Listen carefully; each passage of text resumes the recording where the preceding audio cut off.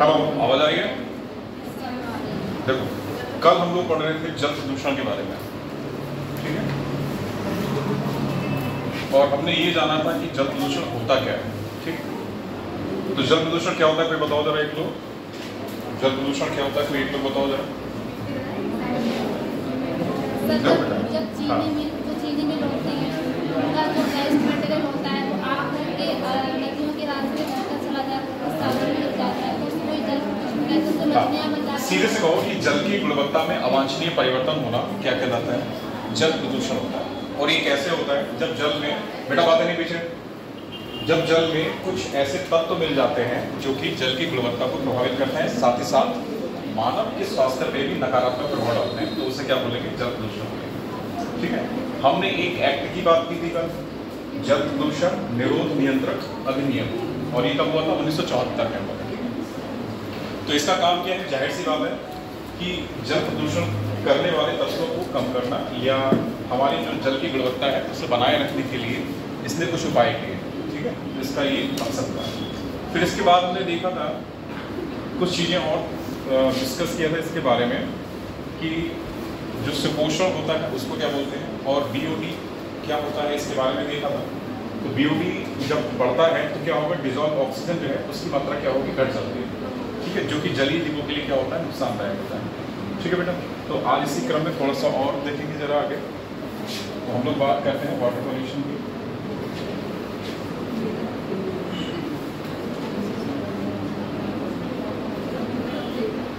Water pollution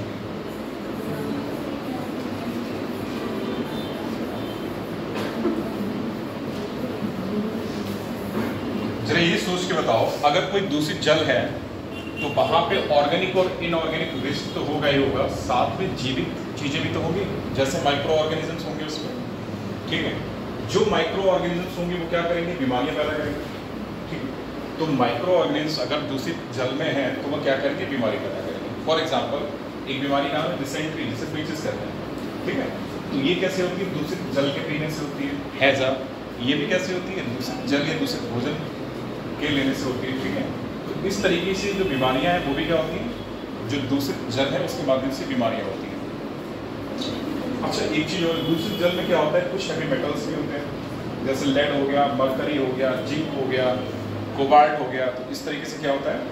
जल में क्या होगा? हैवी मेटल्स होंगे, भारी धातु होंगे, जो कि क्या होगा? स्वास्थ्य के लिए हानिकारक होगा। फॉर एग्जाम्पल जल में अगर पारा की मात्रा बढ़ जाती तो एक बीमारी होती है, होता है मीना माता रोग, सुना है? मीना माता रोग। तो ये मरकरी के कारण होता है, यानी कि जल में जब पारे की सांद्रता हो जाती है ज़्यादा तो उसकी वजह से क्या होता है? मीना माता रोग होता है, ठीक है? तो ये कुछ बातें मतलब नोट करके लिख लो वहाँ पे, अगले लाइन से पैराग्राफ बदल के लिखो, पैराग्राफ बदल के लिखो ना, जहाँ से लिख रहे थे, जहाँ से हम लोग कल लिख रहे थे उसके बाद को पैराग्राफ बदल के। हमारे घरों के साथ साथ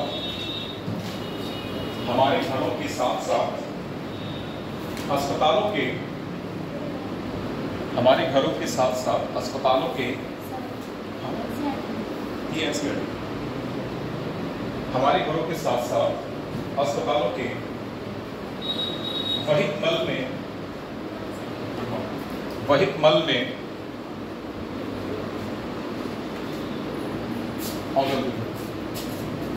में बहुत से अवांछित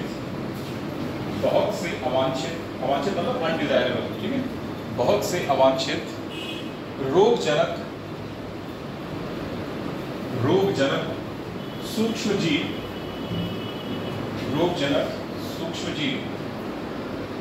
हो सकते हैं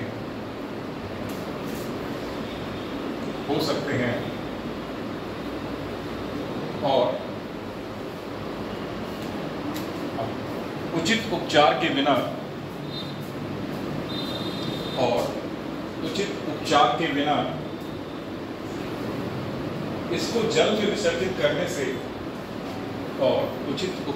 बिना इसको जल में विसर्जित करने से कठिन रोग जैसे पेचिस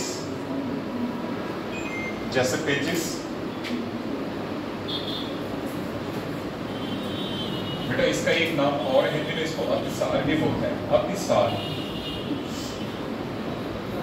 ठीक है, और इंग्लिश में क्या बोलते हैं इसको? डिसेंट्री।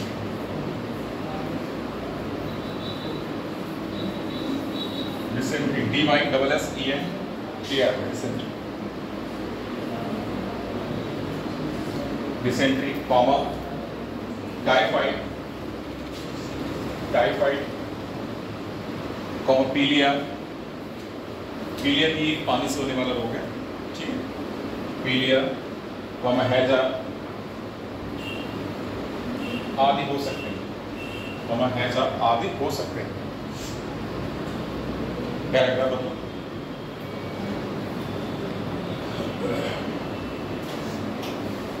पैराग्राफ बताओ। घरेलू वहित मल की अपेक्षा, घरेलू वहित मल की अपेक्षा उद्योगों, उद्योगों जैसे पेट्रोलियम, पेट्रोलियम कॉमा कागज उत्पादन, कॉमा कागज उत्पादन, पेट्रोलियम कॉमा कागज उत्पादन कॉमा धातु निष्कर्षण, कॉमा धातु निष्कर्षण एवं प्रसंस्करण, प्रसंस्करण, धातु निष्कर्षण एवं प्रसंस्करण मीन्स प्रोसेसिंग, प्रसंस्करण मतलब प्रोसेसिंग, ठीक है, जैसे फूड प्रोसेसिंग, खाद्य प्रसंस्करण, तो वही क्या है, जैसे अगर मान लो प्रसंस्करण की बात करें तो फूड को प्रोसेस करके डिब्बे बंद जो है उसमें डिब्बे में बंद करके आगे भेजना, जो डिब्बा होगा वो क्या करेगा, प्रदूषण पैदा करेगा, ठीक है, खाना तो हम खा लेंगे, जो बचेगा वो क्या करेगा, प्रदूषण पैदा करेगा, तो वही क्या लिखा था? प्रसंस्करण कॉमा रासायनिक उत्पादन, कॉमा रासायनिक उत्पादन आदि, आदि के अपशिष्ट जल में प्राय, अपशिष्ट जल में प्राय विषैले पदार्थ, आदि के अपशिष्ट जल में प्राय विषैले पदार्थ खासकर भारी धातुएं, खासकर भारी धातुएं, खासकर भारी धातुएं जैसे पारा, जैसे पारा, पारा को मरकरी भी कहते हैं,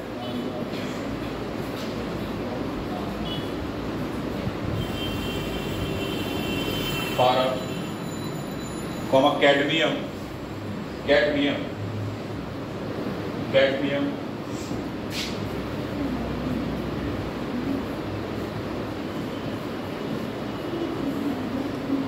कैडमियम कॉमा तांबा, तांबा कॉमा सीसा, हाँ शीशा ऐसे लिखना, शेर वाला सा नहीं करेगा, शीशा और लेड बोलते हैं, शीशा इत्यादि,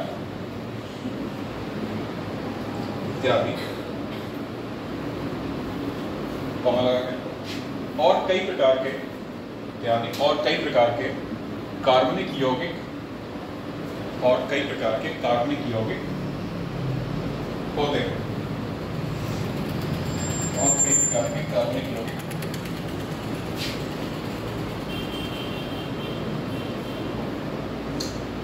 तो जो हमने मेटल्स की बात की ना, उनके बारे में जैसे लिखना है, तो पहला लिख लो यहाँ पे मरकरी, नंबर 1 करके लिखो, मरकरी, इसकी बात करेंगे पहले, मरकरी नंबर 1 का लिखो,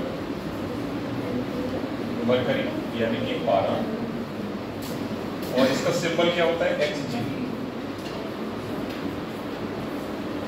Hg सिंबल होता है इसका Hg।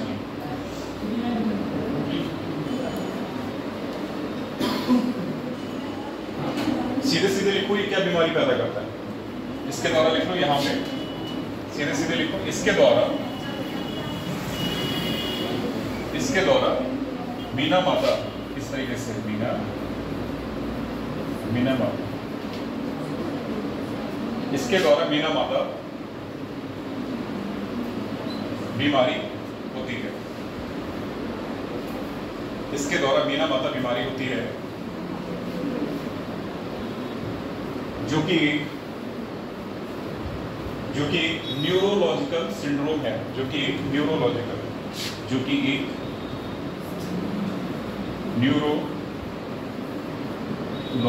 सिंड्रोम। जरा इसको समझो बेटा। तो न्यूरो से मतलब समझ आ रहा है ना कि ब्रेन से संबंधित होगा। न्यूरो से कुछ समझ में आ रहा है कि ब्रेन से संबंधित है। तो न्यूरोलॉजिकल मतलब हमारी तंत्रिकाओं से संबंधित। क्या संबंध होगा इसका? हमारी तंत्रिकाओं से संबंधित बीमारी होती है। सिंड्रोम, तो सिंड्रोम एक तरीके से कलेक्शन ऑफ सिम्टम्स। सिंड्रोम का मतलब क्या हो जाएगा? Collection of symptoms. तो मल्टीपल सिम्टम्स ये देगा, इसीलिए इसके क्या बोलेंगे? सिंड्रोम बोलेंगे। एक तरीके से बॉडी में अगर कई सारे लक्षण प्रकट होने लगे तो उसको क्या बोलेंगे? सिंड्रोम बोलते हैं। ठीक है, तो ये न्यूरोलॉजिकल सिंड्रोम एक तरीके से पैदा करता है। ठीक है बेटा, जो कि एक न्यूरोलॉजिकल सिंड्रोम है। ठीक है, अगली जो धातु है हमारी बोली तो लेड, शीशा। नंबर 2 करके लो, शीशा।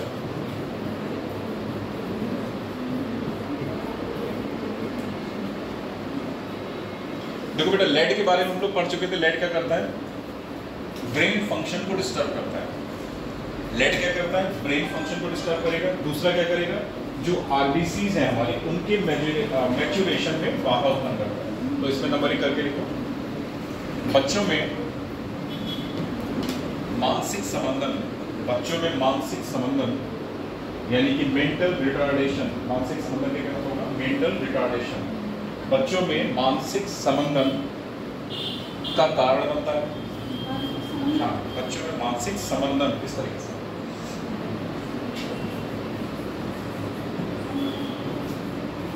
बच्चों में मानसिक संबंधन का कारण बनता है। नंबर 2 करके लाल रक्त कणिकाओं यानी आरबीसीज, लाल रक्त कणिकाओं के परिपक्वन में यानी कि मैच्योरेशन में। ठीक है, तो लाल रक्त कणिकाओं के परिपक्वन में बाधा उत्पन्न करता है। लाल रक्त कणिकाओं के परिपक्वन इस तरीके से।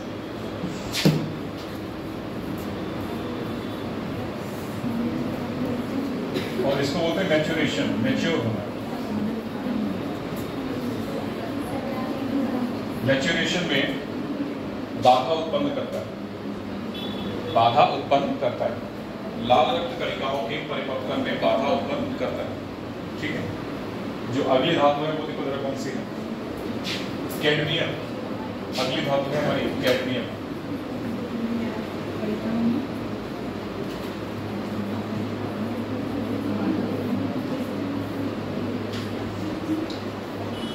जिसको बात करना है वो क्लास से बाहर जा सकता है। ठीक है, कैडमियम अगली धातु। तो इसमें नंबर 1 करके लिखो। इसके द्वारा ये बात, कैडमियम एक धातु है, इसके द्वारा एक बीमारी होती है जिसका नाम होता है प्रोटीन्यूरिया।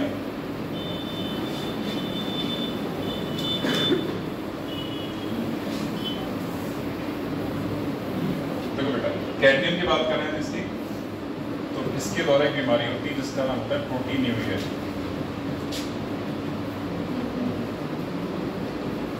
प्रोटीन्यूरिया हिंदी में भी इसको ऐसे ही लिखा जाएगा, प्रोटीन्यूरिया।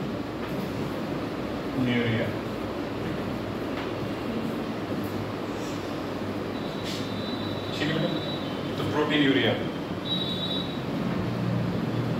होता क्या है? जरा इसको शब्द से ही देखो, ये क्या है? प्रोटीन।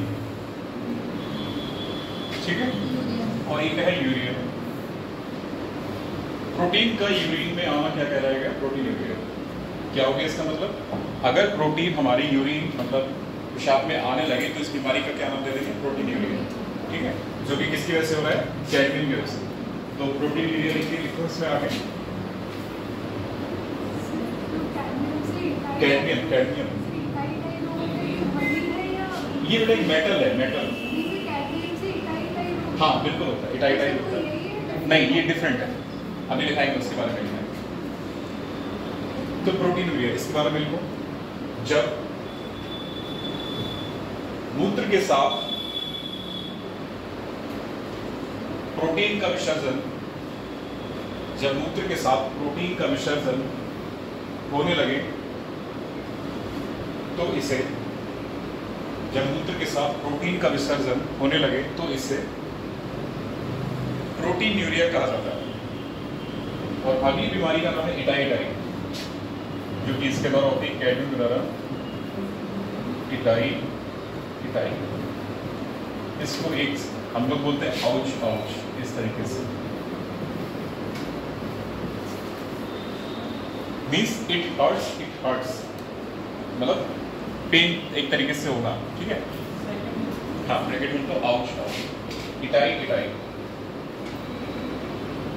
ये कैडमियम की तरह होगी, इसका नाम याद रखना, ठीक है।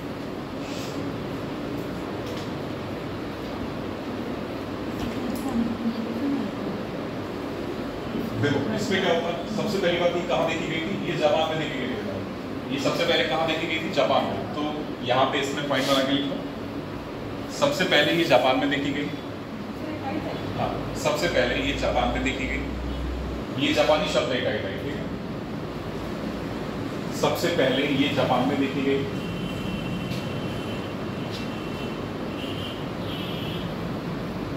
इसके द्वारा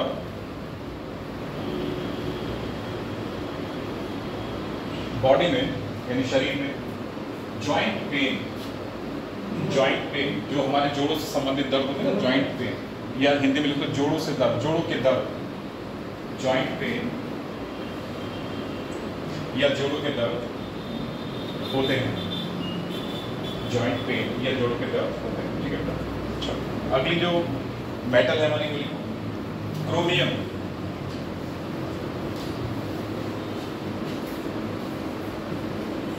अगली जो हमारी धातु है उसका नाम है क्रोमियम, ठीक है।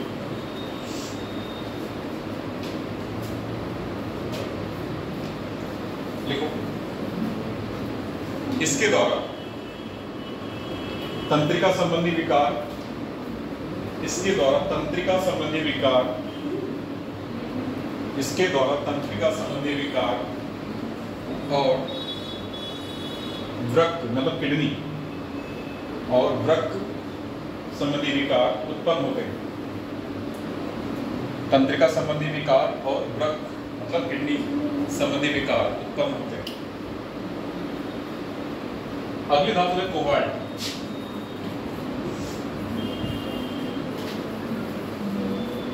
कोबाल्ट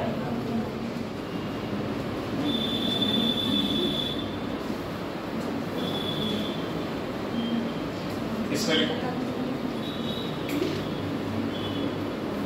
इसके द्वारा नंबरिंग करके लिखो। ये बेटा इसमें कोबाल्ट वाले में लिखोगे नंबरिंग करके। इसके द्वारा पैरालिसिस हो सकती है, इसके द्वारा पैरालिसिस हो सकती है। कोबाल्ट में लिखो नंबरिंग, इसके द्वारा पैरालिसिस। कभी कभी ऐसा होता है शरीर के किसी हिस्से में शून्यपन का अभाव होता है, तो वही क्या कहलाता है, पैरालिसिस। शून्यपन का अभाव होता है तो क्या कहते हैं, वो पर्टिकुलर ऑर्गन जो है हमारा काम करना बंद कर देता है, ठीक है। तो ये क्या कहलाता है, पैरालिसिस कहलाता है। तो इसके द्वारा पैरालिसिस हो सकती है। हाँ बताइए। कभी ऐसा होता है कि पैर में मतलब थोड़ा सा हाँ, वही होता है, ये अलग चीज है। पैर में झंझनाहट होना मतलब काफी देर तक अगर आप बैठे रहो अचानक से तब भी ऐसा होता है। पैरालिसिस को हिंदी में कहते हैं लकवा, ठीक है। लकवा और जो झंझनाहट है शरीर की अलग चीज है। जो झंझनाहट है शरीर में ये मिनरल्स जो हमारे एलिमेंट है वाइटामिन की कमी से होता है। जो झंझनाहट है शरीर में ये खासतौर से विटामिन B12 और अदर विटामिन की कमी से होता है, तो ये अलग चीज है। और लकवा अलग चीज। लकवा मतलब जैसे सुना को फॉलिस का अटैक, फॉलिस का अटैक सुना ना, वो भी ये पैरालिसिस तो है। तो ये वही है पैरालिसिस, ठीक है। तो नंबर 2 करके लिखो इसमें। इसके द्वारा लो ब्लड प्रेशर, इसके द्वारा लो ब्लड प्रेशर, इसके द्वारा लो ब्लड प्रेशर की शिकायत हो सकती है।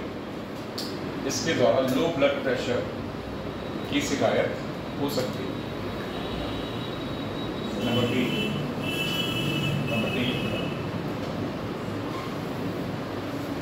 एक इंपॉर्टेंट बीमारी का नाम पॉलीसाइथीमिया। क्या लिखोगे, पॉलीसाइथीमिया।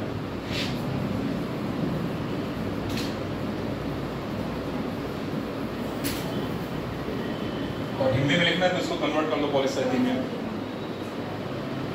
और एक मिनट यहाँ पे ए यहाँ पे ना बना के इसको एक पॉलीसाइथीमिया, साइथीमिया THAEMI है।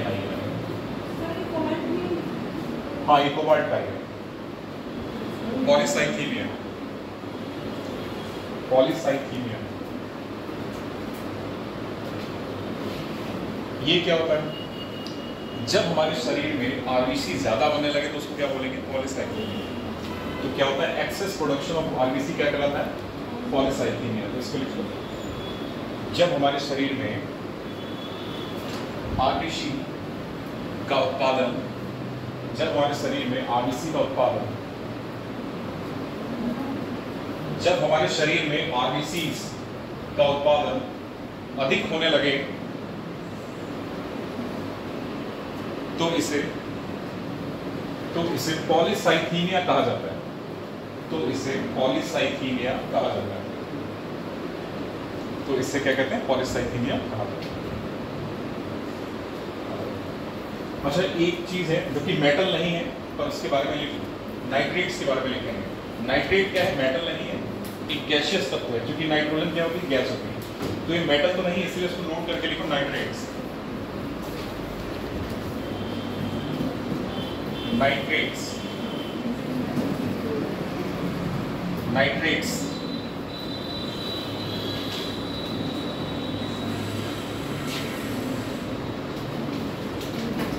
देखो बेटा, जो अगर हम नाइट्रेट्स की मात्रा अगर हमारे पीने वाले पानी में ज्यादा हो जाए तो उससे एक बीमारी हो सकती है, उसका नाम मेथहीमोग्लोबिन। अगर हमारा जो पीने वाला पानी है उसमें नाइट्रेट्स की मात्रा ज्यादा आ जाए तो उससे एक बीमारी हो सकती है, उसका नाम मेथहीमोग्लोबिन। क्या बीमारी का नाम? नाइट्रेट्स। इसमें नंबर 1 करके लिखेंगे तो मेथहीमोग्लोबिन।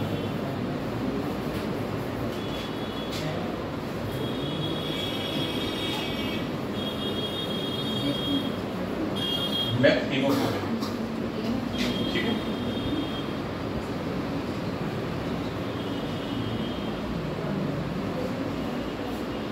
तो इसके बारे में लिख लो, मेथहीमोग्लोबिन क्या होता है? जब पीने योग्य पानी में, जब पीने योग्य पानी में नाइट्रेट्स की मात्रा, जब पीने योग्य पानी में नाइट्रेट्स की मात्रा अधिक हो जाती है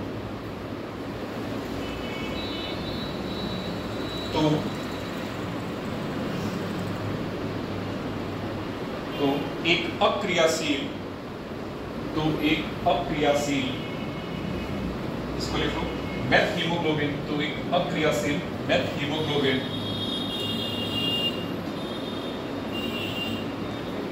का निर्माण होने लगता है,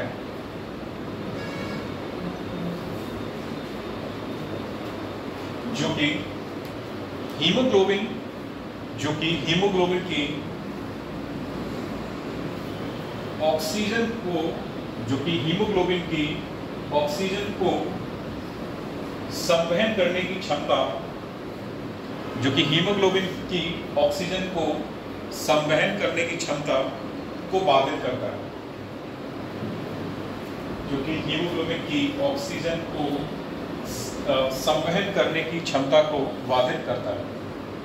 समझ आएगा बेटा? मेथहीमोग्लोबिन क्या करेगा? जो हीमोग्लोबिन हमारा बॉडी में एक्चुअली है, ये उसकी हीमोग्लोबिन कैरिंग कैपेसिटी को क्या करेगा? बाधित करेगा। ठीक है, हीमोग्लोबिन के ट्रांसपोर्टेशन में बाधा उत्पन्न करेगा। ठीक है, इस अवस्था को मेथहीमोग्लोबिनिया कहा जाता है। इस अवस्था को मेथहीमोग्लोबिनिया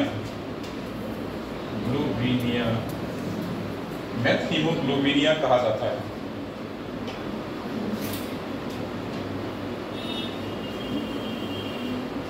मेथहीमोग्लोबिनिया,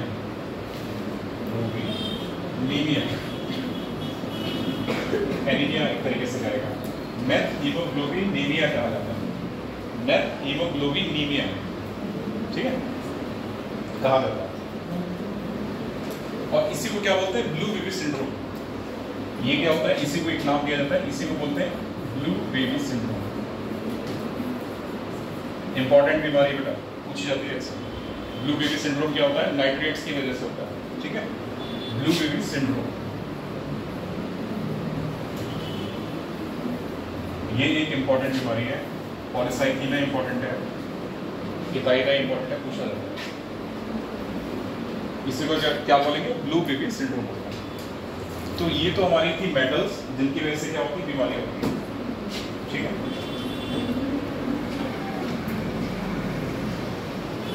हो गया डन।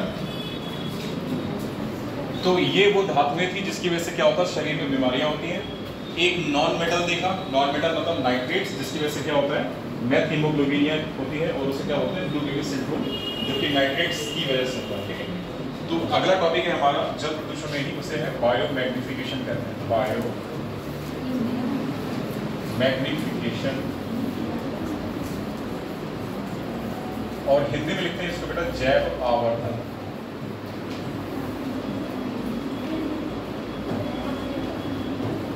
हिंदी में लिखते हैं जैव आवर्धन। बायो मैग्निफिकेशन हिंदी में लिखते हैं जैव आवर्धन।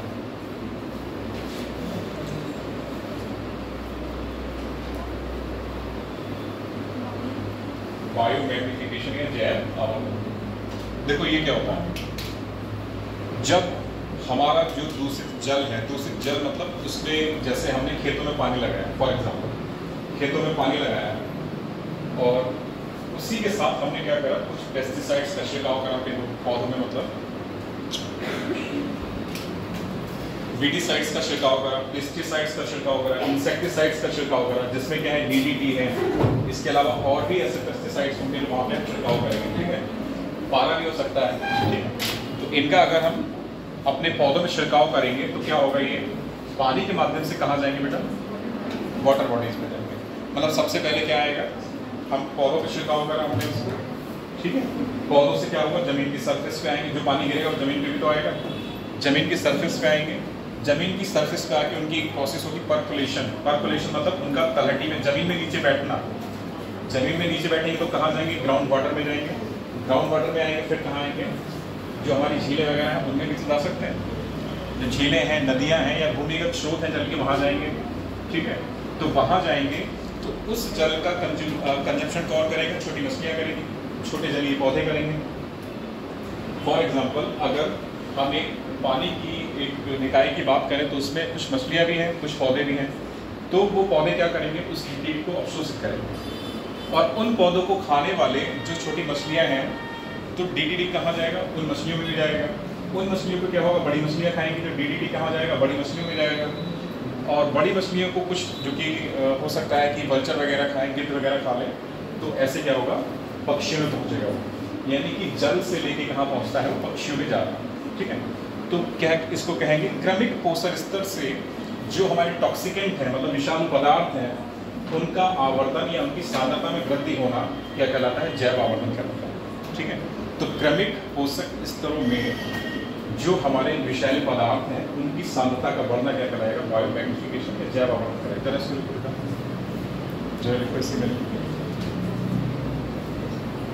उद्योगों के अपशिष्ट, उद्योगों के अपशिष्ट जल में, उद्योगों के अपशिष्ट जल में प्रायः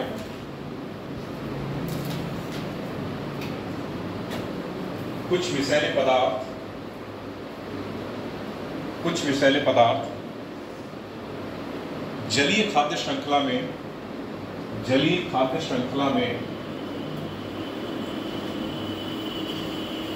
जलीय खाद्य श्रृंखला में जैव आवर्धन कर सकते हैं। जैव जलीय खाद्य श्रृंखला में जैव आवर्धन कर सकते हैं। फिर से सुनो, उद्योगों के अपशिष्ट जल में प्रायः विद्यमान कुछ विषैले पदार्थ जलीय खाद्य श्रृंखला में, जलीय खाद्य श्रृंखला में जैव आवर्धन कर सकते हैं। जैव आवर्धन का तात्पर्य, जैव आवर्धन का तात्पर्य क्रमिक पोषण स्तर, क्रमिक पोषण स्तर पर अविषाक्त, इसको बोलते हैं अविषाक्त।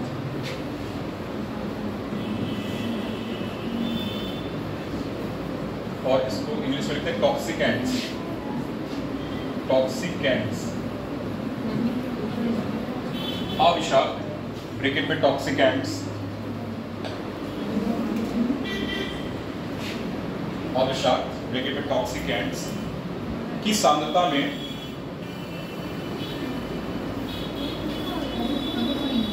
में वृद्धि होना है। ये भी पढ़ने आया लगता है। चलो हट निकालो भाई कोई से।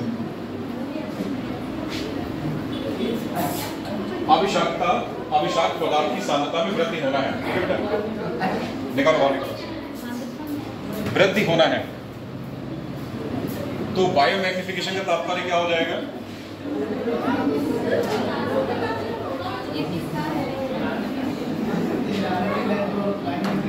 अरे वेट बाहर निकालो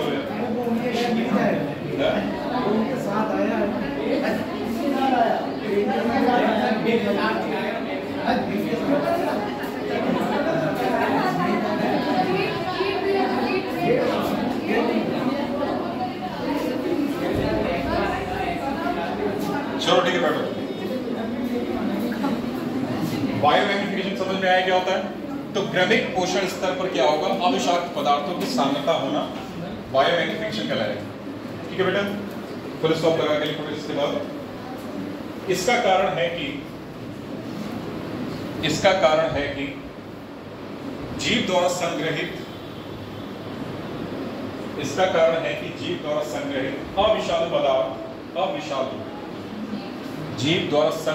अविषालु सीधे सीधे टॉक्सिकेंट लिखो तो ज्यादा समझ में आएगा। अविषालु पदार्थ ब्रैकेट में टॉक्सिकेंट उपापचयित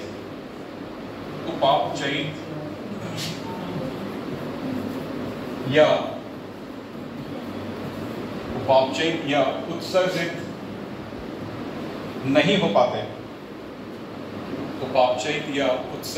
नहीं हो पाते।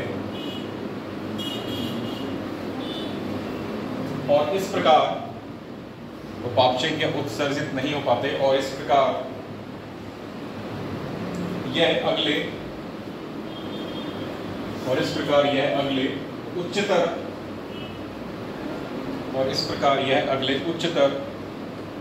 पोषण स्तर पर पहुंच जाते हैं। देखो बेटा समझ लो यहाँ ध्यान दो। पहली बात, बायोमैग्निफिकेशन होता क्या है? तो क्रमिक पोषण स्तर पर जो हमारे टॉक्सिकेंट हैं उनकी सांद्रता अधिक हो जाना क्या कहलाता है? बायोमैग्निफिकेशन कहलाएगा। क्यों हो रहा है ये? क्योंकि जाहिर सी बात है कि ऐसे पदार्थों का शरीर में उपापचय नहीं होता है। ठीक है, इनको मेटाबॉलिक जो हमारी एक्टिविटीज है बॉडी की उनके द्वारा क्या हो पाता है? इनका खपत नहीं हो पाती, इनको तोड़ा नहीं जाता, पहली बात। दूसरी चीज, ये हमारी बॉडी से उत्सर्जित भी नहीं होते हैं, इनको तोड़ा नहीं जाएगा। और दूसरी चीज, ये हमारे शरीर से उत्सर्जित नहीं होंगे। तो कहाँ होंगे? तो शरीर का जो मांस है हमारा, ये जो वेट है ये मांस का रहता है, तो बॉडी मास में ये एक्यूमुलेट हो जाता है, इकट्ठे हो जाता है। ठीक है, तो इकट्ठे हो जाएंगे और इसी मांस को कोई अगर अन्य जीव खाएगा तो उसके शरीर में पहुंच जाएंगे। ठीक है, फिर अगला जीव खाएगा तो उसके शरीर में पहुंचेंगे। क्यों? क्योंकि ना तो इनका मेटाबॉलिक डिकम्पोजिशन हो पाता है और ना ही इनका क्या होता है? उत्सर्जन हो पाता है। तो क्रमिक रूप से पोषण स्तर में एक स्तर से दूसरे में पहुंचते रहते हैं। तो इस घटना को क्या बोलेंगे? बायोमैग्निफिकेशन। ठीक है बेटा, चलो आगे। यह परिघटना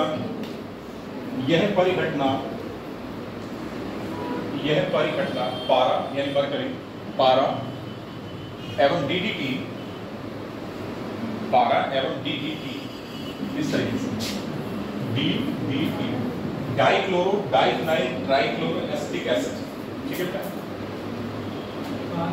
एवं डीडीटी के लिए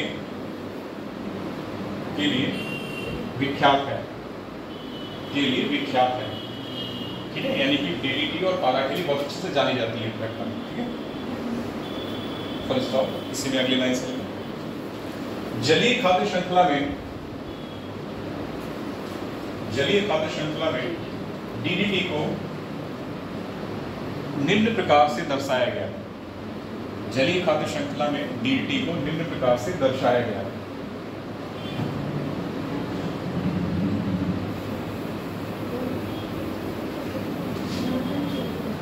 जरा यहाँ बोर्ड पे ध्यान, ठीक है। हमने बात किया कि एक जगह की घास, माना कि हमने अगर कोई जगह का नाम देते सपोज पीलीभीत की घास, तो ये हमारा डिस्ट्रिक्ट हो गया, डिस्ट्रिक्ट का नेम है पीलीभीत की घास, तो पीलीभीत की घास हो गई है, ठीक है बेटा।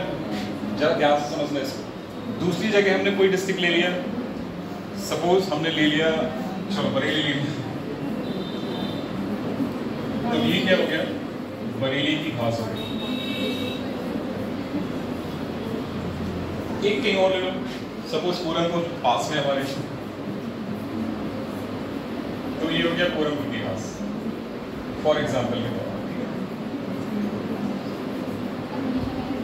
ठीक है। बस तीन ही काफी है, ज्यादा नहीं, बाकी जोड़ते रहना सिंपल जोड़ देना है, जहां जहां की घास ले लेना ले लेना। हमने अगर DDT का छिड़काव करा, ठीक है, अगर हम इसमें DDT का छिड़काव करेंगे, हमने यहाँ पे 2 ml फॉर एग्जाम्पल, अगर हम 1 ml की बात करें, सपोज हमने जो यहाँ पे DDT का छिड़काव करा, ये कितना है, यहाँ पे DDT स्प्रे करा है और उसकी मात्रा कितनी है, 1 ml ली,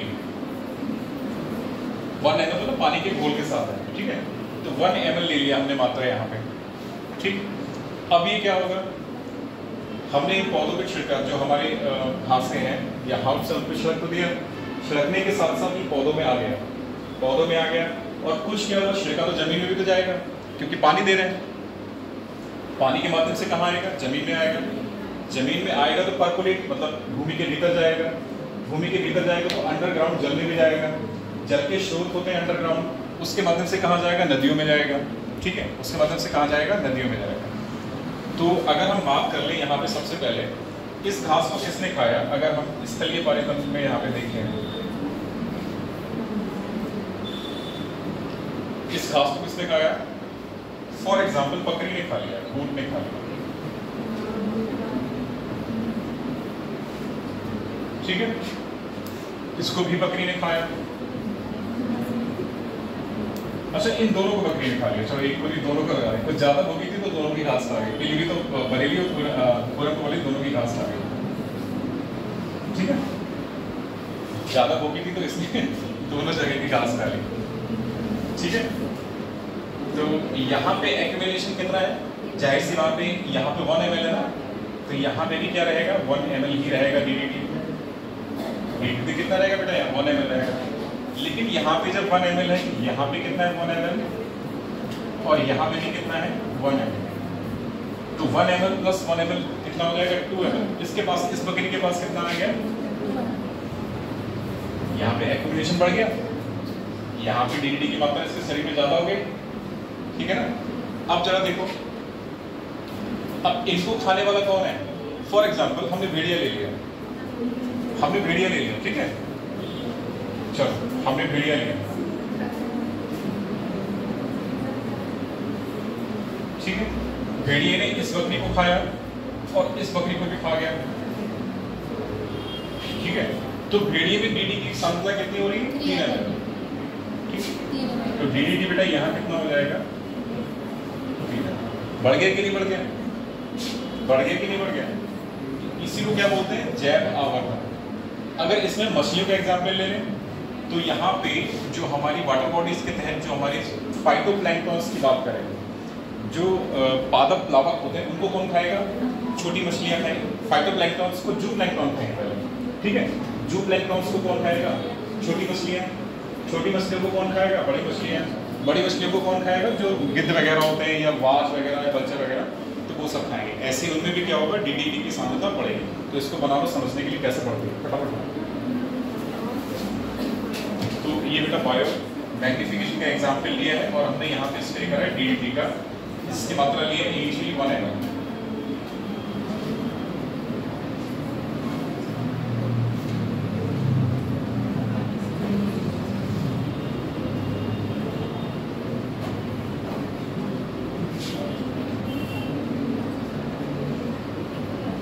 लेकिन बेटा ये एग्जाम्पल तो हमारा स्थलीय का हो गया, लेकिन हमने ऊपर लाइन लिखी है कि जलीय खाद्य श्रृंखला में, तो वहां पे लिखो स्थलीय खाद्य श्रृंखला का। जहां पे हमने जलीय खाद्य श्रृंखला लिखी है ना, तो वहां पे लिखे ना स्थलीय खाद्य श्रृंखला, क्योंकि एग्जाम्पल किसका हो गया हमारा, ये स्थलीय का हो गया।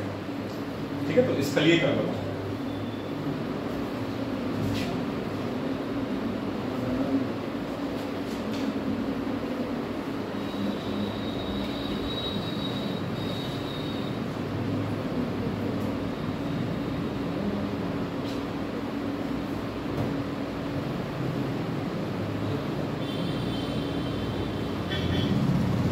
एक चीज और यहाँ पे नोट कर सकते हो, एक चीज नोट कैसे कर सकते हो, अगर ये बकरी मर जाए, फॉर एग्जांपल इस बकरी की क्या हो जाए, डेथ हो जाए,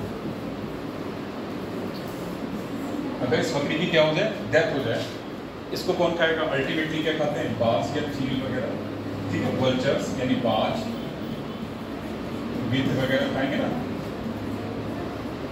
तो जिसमें क्या होगा, 3 ml मात्रा, 2 ml है ना यहाँ पे, तो 2 ml मात्रा यहाँ पे कहाँ आ गई, 2 ml इनमें पहुंच गई, गिद्ध में आ गया इस तरीके से। ठीक है ना, अगर इनकी डेथ हो जाएगी, डेथ होने के बाद कौन खाता है, बाजे गिद्ध भी तो खाते हैं इनको, तो ये कहाँ पहुंच जाएगा, चिड़िया यानी पक्षी में भी तो पहुंच रहा है, इस तरीके से पक्षी पहुंच जाएगा।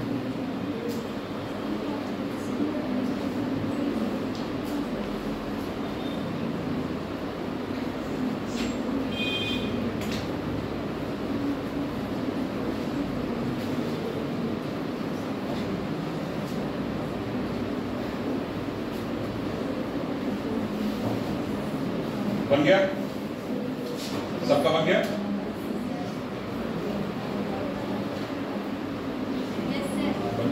चलो आगे लिखते हैं, पैराग्राफ बदल के लिखते हैं। पक्षियों में, अब डीडीटी का नुकसान क्या होगा पक्षियों में, खासतौर से पक्षियों की बात कर रहे हैं। ठीक है, इसमें लिखो, पक्षियों में डीडीटी की उच्च सांद्रता, डीडीटी की उच्च सांद्रता, पक्षियों में डीडीटी की उच्च सांद्रता कैल्शियम उपापचय, कैल्शियम उपापचय, कैल्शियम उपापचय लिख लोगे ना, उपापचय मेटाबॉलिज्म कहते हैं इंग्लिश में उसको, कैल्शियम उपापचय को नुकसान पहुंचाती है, को नुकसान पहुंचाती है, इसीलिए हमने यहाँ पे पक्षी कर दिया था। तो ये सारे के सारे क्या है, पक्षी। ठीक है, नुकसान पहुंचाती है, जिसके कारण अंड कवच, जिसके कारण अंड कवच यानी अंडे का जो ऊपरी कवच होता है ना, सपोज अगर मुर्गी का अंडा देखो तो जो ऊपरी, उसमें ऊपरी शेल कवच होता है ना, उसको बोल रहे हैं अंड कवच, एग शेल, इंग्लिश में क्या लिखते हैं, एग शेल। तो अंड कवच, और इसी को इंग्लिश में लिखते हैं एग सेल।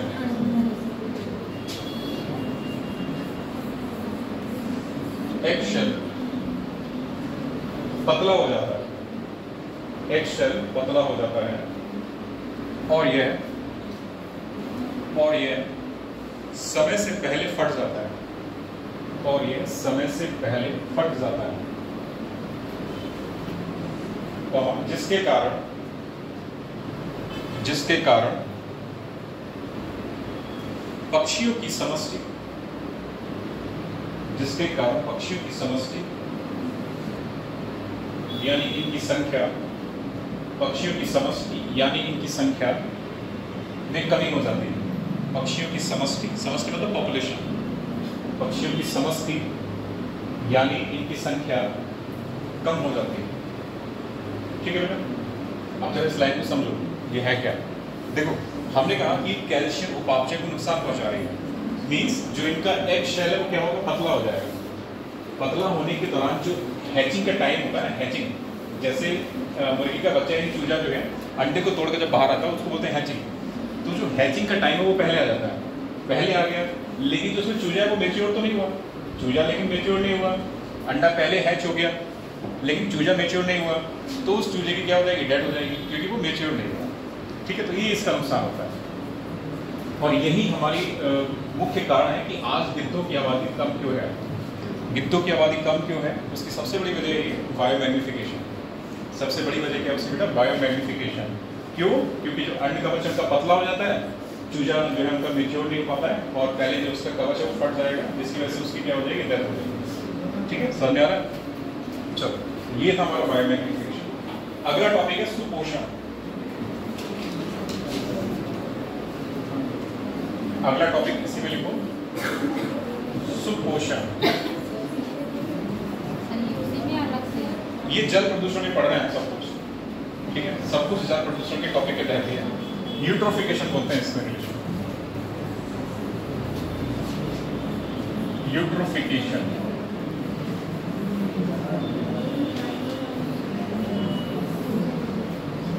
यूट्रोफिकेशन, सुपोषण।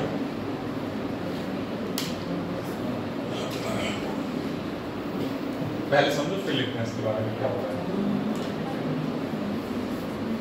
देखो बेटा, ध्यान रखिए, ध्यान। अगर हमने यहाँ पे कोई झील बना दी, ठीक है, ये क्या हो गई, कोई एक झील हो गई, तो सबसे पहले यहाँ पे एक बात लिख लो, पॉइंट में छोटा सा, झीलों की उम्र बताता है। यूट्रोफिकेशन क्या करता है, झीलों की उम्र बताता है। तो ये क्या बता रहा है, झीलों की उम्र।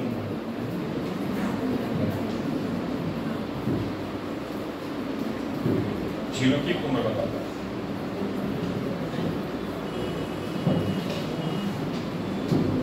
ठीक है, तो सुपोषण क्या कहता है, झीलों की उम्र बताता है। कैसे बताएगा, जरा सुनिए। अगर कोई झील जिसमें अगर आपको दिख जाए कि एल्गल ब्लूम बहुत ज़्यादा है, शैवाल प्रस्फुटन बहुत ज़्यादा है, ठीक है, उसमें क्या देखिए बताओगे कि ये झील पुरानी हो गई, या किसी झील से कुछ अजीब सी दुर्गंध आने लगे, और साथ ही साथ उसमें जो जलीय पौधे हैं उनकी मात्रा बहुत बढ़ जाए, क्या बताओगे, झील की उम्र ज़्यादा है। नई झील किसको बोलोगे, जिसमें जिस झील का पानी साफ हो और साफ के साथ साथ जलीय जीवों के लिए अनुकूल हो, वो क्या कहलाओगे कि ये नई अभी एक झील है जो कि नई आई है। ठीक है, तो नई बनी झील। तो यूट्रोफिकेशन क्या बताता है, एक तरीके से झीलों की आयु बता रहा है। ठीक है, होता क्या है, जो हमारा जल है उसमें जो बह के आ रहा है, घर से बह के नालियों के माध्यम से आ रहा है, या पेस्टिसाइड्स या जो हम अपने खेतों में छिड़काव करते हैं, तो उसमें क्या होता है, नाइट्रोजन यानी नाइट्रेट्स और फॉस्फेट जो हमारे पौधे के लिए आवश्यक होते हैं, नाइट्रेट और फॉस्फेट, ये पानी के साथ कहाँ आते हैं, जलीय स्रोतों में आते हैं। पानी के साथ कहाँ आएंगे, जलीय स्रोतों में आएंगे। जब जलीय स्रोतों में आ गए तो जो जलीय पौधे हैं उनकी संख्या क्या होगी, एकाएक बढ़ जाती है। पानी के साथ कहाँ आएंगे, जलीय स्रोतों में। जो बहता हुआ पानी ना, बहते हुए पानी के साथ कहाँ आएंगे, जलीय स्रोत। फॉर एग्जाम्पल हमने झील ले लिया है, जलीय स्रोत हमारा क्या हो गया, झील हो गया।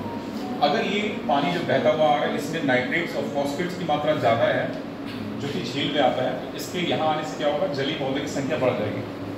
ठीक है, जब जलीय पौधों की संख्या बढ़ेगी, ठीक, तो एक तरीके से जो ऊपरी सरफेस है उसकी, पानी की ऊपरी सरफेस है वो ढकती जाएगी, पानी की ऊपरी सरफेस ढकती जाएगी, या जो जलमग्न पौधे हैं उनकी संख्या भी तो बढ़ेगी। सपोज यहाँ पे कुछ पौधे क्या है बेटा, एक मिनट, यहाँ कुछ पौधे हैं यहाँ पे जो कि जलमग्न है, ठीक है, और कुछ क्या हो गए,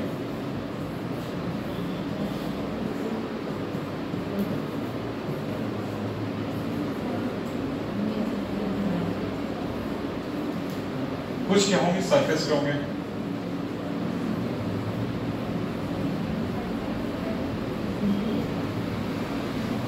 ठीक है, अगर कुछ पौधे जलमग्न हैं और कुछ पौधे सरफेस में हैं, तो इसमें क्या छोटी छोटी मछलियां भी होंगी ना, फिश बनाओ।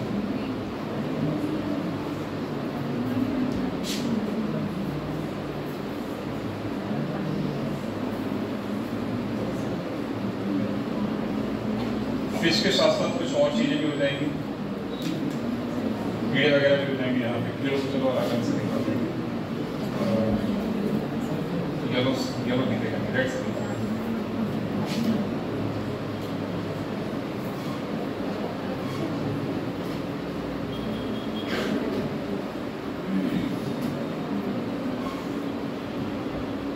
ठीक है, छोटी मछलियां और कुछ छोटे और जीव, जलीय जीव, इनको बता दिया। क्या होगा, अगर सरफेस पे उगने वाले पौधे जो पानी की सतह पे हैं, शुरुआत में कम है, तो क्या होगा, प्रकाश नीचे वाले पौधों तक तो जाएगा। समझने की बात करें, समझने की कोशिश करें। अगर प्रकाश की बात करें, यहाँ से आ रहा है, चलो हमने इस सन बना दिया,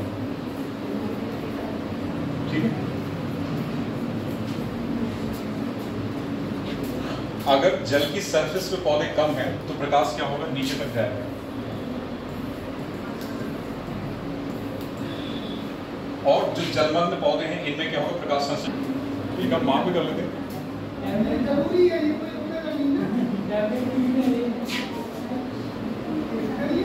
पॉज कर रहा है, क्या कर रहा है? देखो बेटा ध्यान देना, शुरुआत में क्या है, जो सरफेस पे पौधे हैं उनकी संख्या कम है तो लाइट कहां जा रही है, जो जलमग्न पौधे हैं उन तक पहुंच रही है। लेकिन धीरे धीरे धीरे धीरे क्या होगा, जो सरफेस पे पौधे हैं इनकी संख्या अगर बढ़ जाएगी तो लाइट यहां तक नहीं पहुंच पाएगी। पौधों के लिए क्या होता है, लाइट जरूरी होती है, किस लिए, प्रकाश संश्लेषण के लिए जरूरी होती है, ठीक है, भोजन बनाने के लिए जरूरी होती है। अगर ये लाइट जलमग्न पौधों तक नहीं पहुंचेगी तो जरा ध्यान दो, यहाँ तक ये पौधे मर जाएंगे, ये पौधे मर जाएंगे। इन पौधों को खाने वाले सूक्ष्म जीवों को भी नुकसान होगा। कैसे, बीओडी बढ़ेगी यहाँ पे, क्योंकि पौधे ऑक्सीजन कहाँ से लेंगे, जल में घुलित तो ये ऑक्सीजन लेंगे ना। ऑक्सीजन को कहाँ से मिलेगी, जो जल में घुली हुई ऑक्सीजन उससे मिलेगी, ठीक। तो यहाँ पे क्या होगा, बीओडी बढ़ेगी तो डीओ यानी डिजॉल्व ऑक्सीजन घट जाएगी, ठीक है।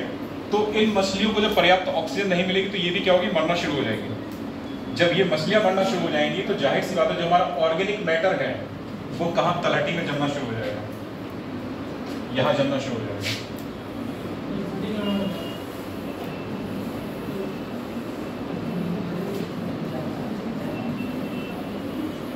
ठीक है, यानी कि जो झील है उसकी गहराई कम होना शुरू हो जाएगी।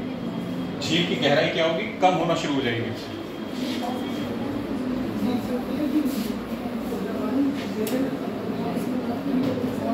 ठीक है।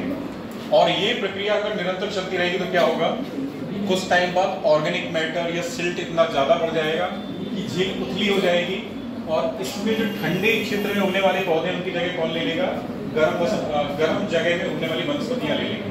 मतलब यहाँ पे क्या होगा, पूरा का पूरा एक कम्युनिटी चेंज हो जाएगी, पूरी की पूरी क्या होगी, कम्युनिटी चेंज हो जाएगी। और ये झील अल्टीमेटली क्या हो जाएगी, ड्राई लैंड में कन्वर्ट हो जाएगी। अल्टीमेटली किस में कन्वर्ट हो जाएगी, ड्राई लैंड, एक तरीके से मरुभूमि में कन्वर्ट हो जाएगी, दलदली भूमि में कन्वर्ट हो जाएगी ये झील धीरे धीरे अपने आप, ठीक है।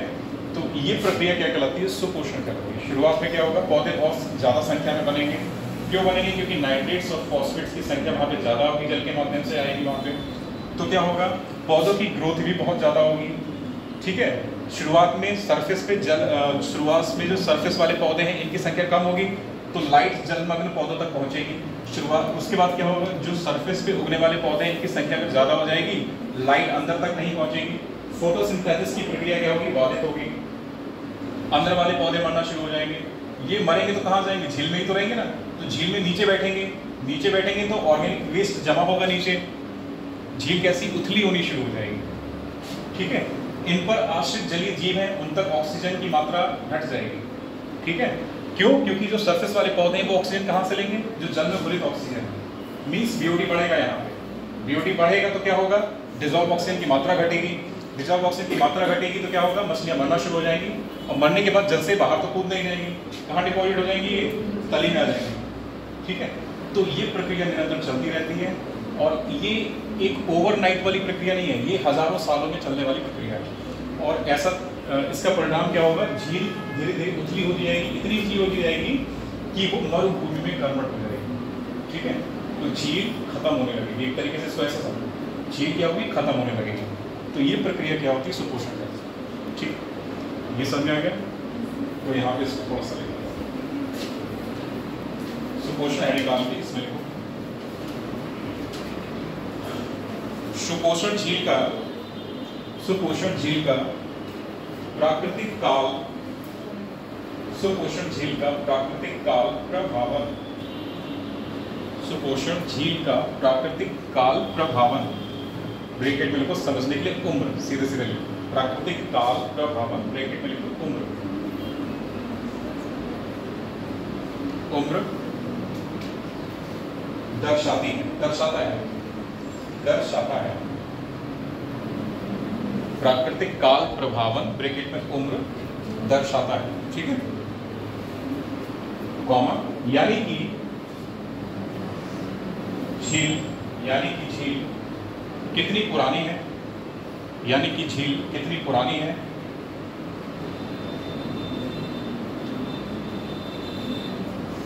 यह इस चीज को बताता है, यानी कि झील कितनी पुरानी है, यह इस चीज को बताता है। इसके बाद को यह इसके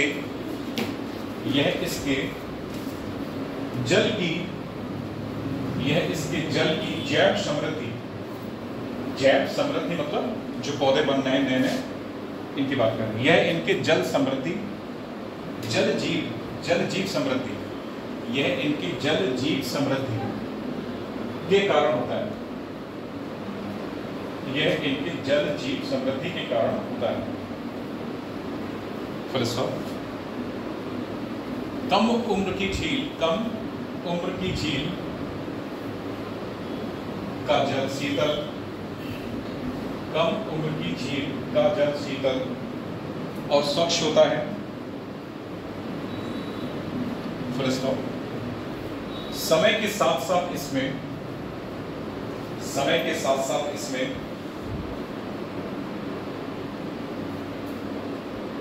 जल के साथ पोषक तत्व जैसे नाइट्रोजन, और फास्फोरस, नाइट्रोजन और फास्फोरस आते रहते हैं। पोषक तत्व जैसे नाइट्रोजन और फास्फोरस आते रहते हैं, जिसके कारण जलीय जीवों में वृद्धि होती रहती है,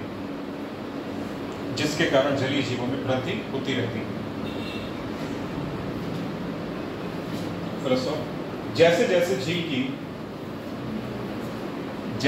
झील की उर्वरता बढ़ती है,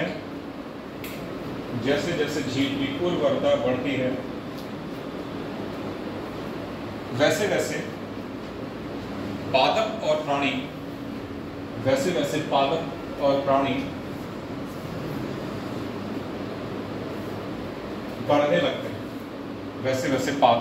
प्राणी बढ़ने लगते हैं, तथा कार्बनिक अवशेष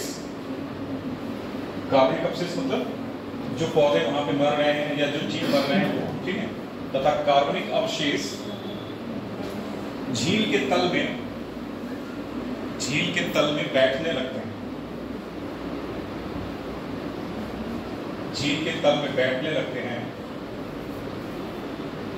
सैकड़ों वर्षों में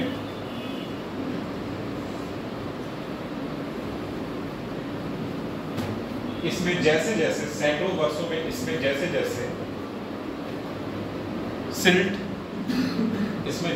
सिल्ट,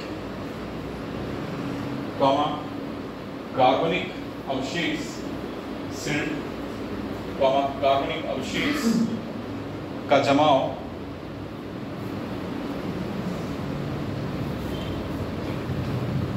होता रहता है और मलबे के ढेर लगते रहते हैं,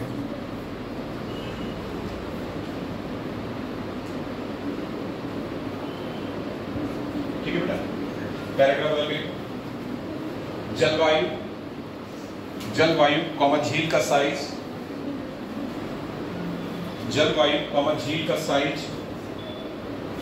और अन्य कारकों के अनुसार झील का यह प्राकृतिक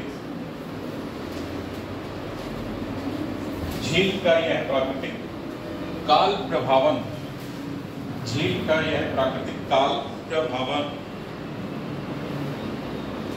हजारों वर्षों में होता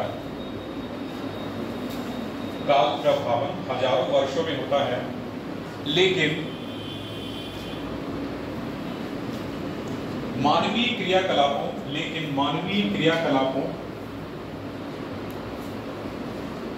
के फलस्वरूप लेकिन मानवीय क्रियाकलापों के फलस्वरूप इसमें तेजी आ सकती है। लेकिन मानवीय क्रियाकलापों के फलस्वरूप इसमें तेजी आ सकती है, जिसे त्वरित सुपोषण कहा जाता है। जिसे त्वरित सुपोषण कहा जाता है।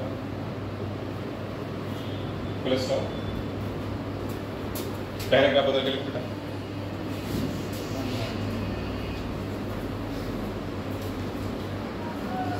गत शताब्दी में गत मतलब बीती में, गत शताब्दी में पृथ्वी के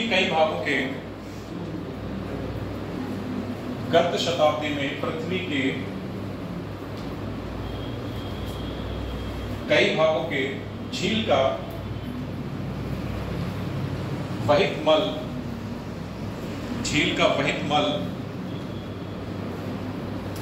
और कृषि तथा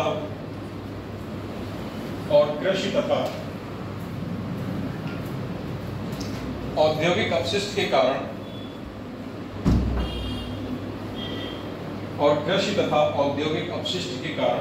तीव्र सुपोषण हुआ है।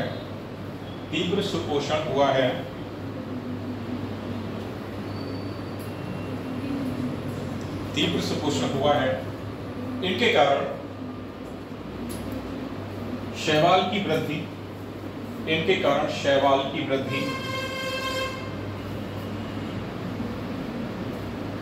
अतिशय तीव्र होती है। शैवाल की वृद्धि अतिशय तीव्र होती है। अतिशय तीव्र होती है।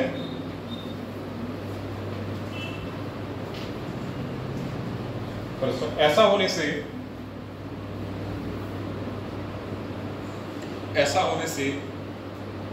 जल में घुलनशील ऑक्सीजन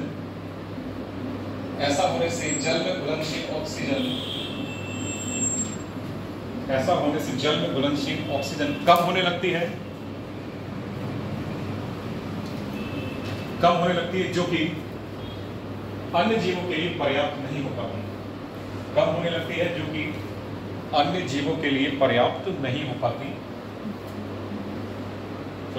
इस कारण जलीय जीवों की मृत्यु होने लगती है।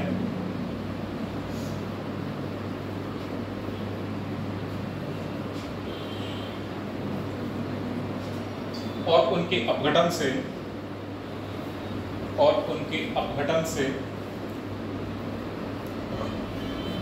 घुलित ऑक्सीजन की मात्रा और कम हो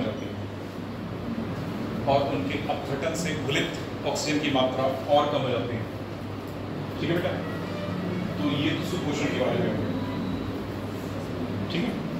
घुलित ऑक्सीजन की मात्रा और कम हो जाती है। अब जरा मुझे ये बताओ, जो जलीय जीव मर रहे हैं, इनके अपघटन से जो ऑक्सीजन यानी घुलित ऑक्सीजन, इसकी मात्रा कम क्यों होगी? सवाल ये है, जो जलीय जीव मर गए हैं उनका अपघटन होगा, तो उनके अपघटन से घुलित ऑक्सीजन की मात्रा और कम क्यों हो जाएगी?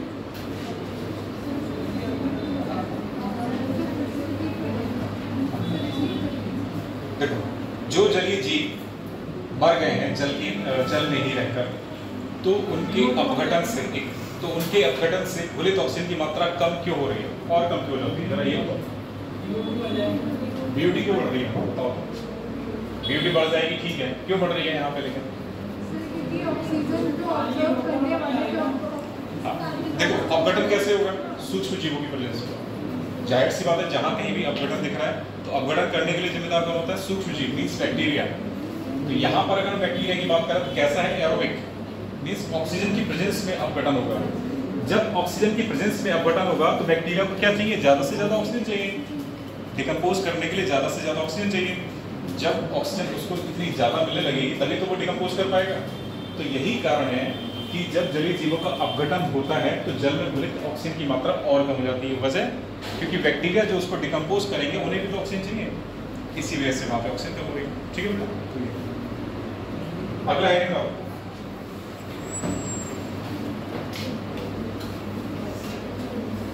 ठोस अपशिष्ट। अगला हेडिंग है बेटा ठोस अपशिष्ट।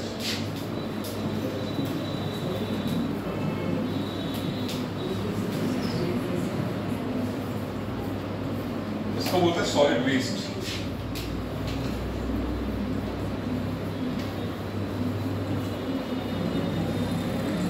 सॉलिड वेस्ट, ठोस अपशिष्ट यानी कि सॉलिड वेस्ट।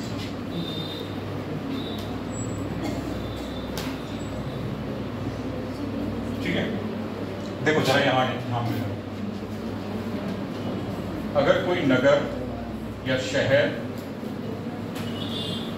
ये सपोज गांव ही ले लें, इसमें क्या होगा बेटा?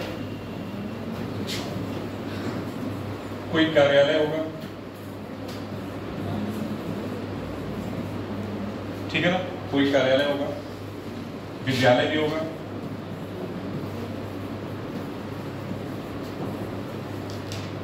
घर तो होंगे ही होंगे, जाहिर सी बात है, तो घर भी होगा। ठीक है, इनसे क्या निकलेगा? जो कचरा निकलेगा, किस टाइप का कचरा निकलेगा इनसे? जरा देखो, कार्यालय में क्या क्या इस्तेमाल होता है? कागज। सबसे पहले क्या लेते हैं? कागज। कागज का इस्तेमाल होता है, कपड़े का इस्तेमाल होता है, प्लास्टिक की बोतल पानी पीने के लिए इस्तेमाल होती है,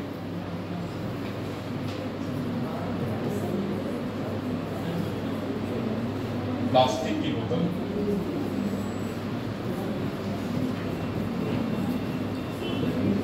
रबड़ का इस्तेमाल होता है। ठीक है, इसके अलावा कांच, कांच भी तो इस्तेमाल होता है, कांच की बोतलों का भी, कांच का इस्तेमाल हो गया। और क्या क्या इस्तेमाल हो सकता है बताओ जरा सोच के? कागज, कपड़े, प्लास्टिक की बोतल, रबड़, कांच, लकड़ी हो सकती है। ठीक है, चलो लकड़ी, लकड़ी हो गई। और सोच के बताओ। हाँ, मेटल भी हो जाएगी, धातु में। ठीक है, चलो धातु में ले लिया।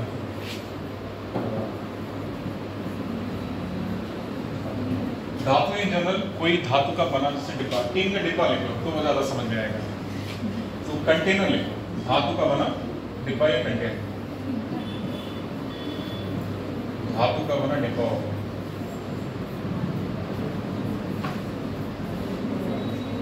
ये सारा का सारा क्या कहला रहा है? Solid waste. सारा का सारा क्या कहला रहा है? Solid waste. ठीक है, तो घर से, विद्यालय से और कार्यालयों से ये सारा का सारा कचरा निकल रहा है, और इस सब को क्या बोल रहे हैं यहाँ पे? Solid waste. यही क्या है हमारा? Solid waste. तो इसको क्या बोलेंगे बेटा? जो यहाँ सब बन के आ रहा है सॉलिड वेस्ट, यानी ठोस अपशिष्ट।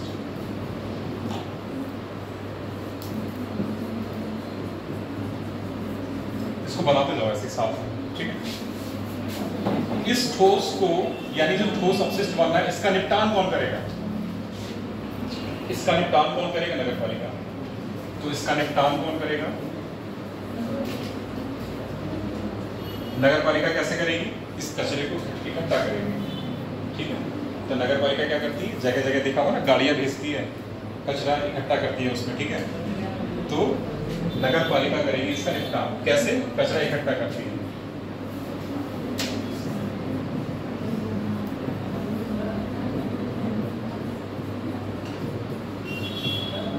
बेटा एक मिनट जाओ,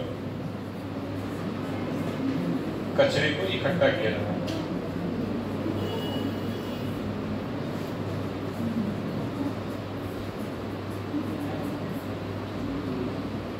ठीक है, तो निपटान कौन करेगा? नगर पालिका। नगर पालिका वाली गाड़ियां जो आती है ना, ठीक है, तो उनमें क्या करते हैं? जो हमारा घरेलू कचरा है या ऑफिस का जो कचरा है, ठीक है, या विद्यालय का जो कचरा है, उसमें डालते हैं। और साथ साथ यहाँ अस्पताल भी, तो अस्पताल से निकला कचरा भी तो हो जाएगा हॉस्पिटल से भी तो निकलेगा ना ये कचरा, तो हॉस्पिटल में। हाँ बताओ, कोई कह रहा था कुछ? हाँ बताओ।